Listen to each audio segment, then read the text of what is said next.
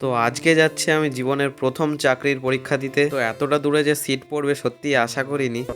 Hello guys, welcome to a new vlog.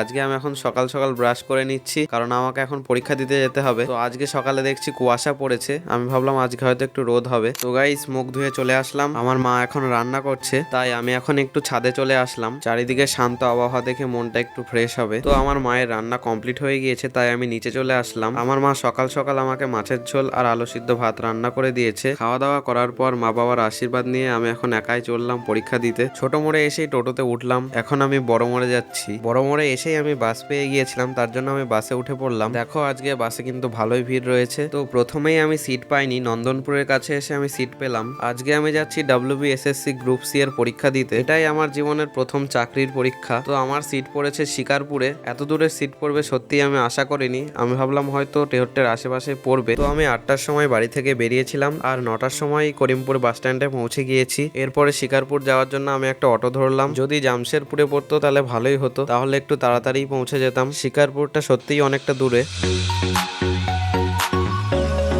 তো আমি প্রায় 9:40-এর দিকে শিকারপুরে পৌঁছালাম, আর ওইটা হচ্ছে শিকারপুর হাই স্কুল। আমি একটু তাড়াতাড়ি চলে এসেছি। আমি ভাবলাম হয়তো টাইমে পৌঁছাতে পারবো না, তার জন্য একটু সকাল সকালই বেরিয়েছিলাম। আর একটু তাড়াতাড়ি আসাও কিন্তু ভালো, রাস্তায় যদি জ্যাম হয়ে যায় তাহলে কিন্তু দেরি হয়ে যেতে পারে। তো এখানে এসে দেখলাম যে পাশে একটা পুকুর রয়েছে, আর ওই দেখো এখানে রয়েছে শিকারপুর হাই স্কুল। তো 11:15 থেকে এন্ট্রি শুরু হয়। এই হাই স্কুলে আমার দুটো বন্ধুর সিট পড়েছিল, তাই ব্যাগটা একটা বন্ধুর মামার কাছে রেখে দিয়ে আমি সমস্ত কিছু নিয়ে চললাম পরীক্ষা দিতে।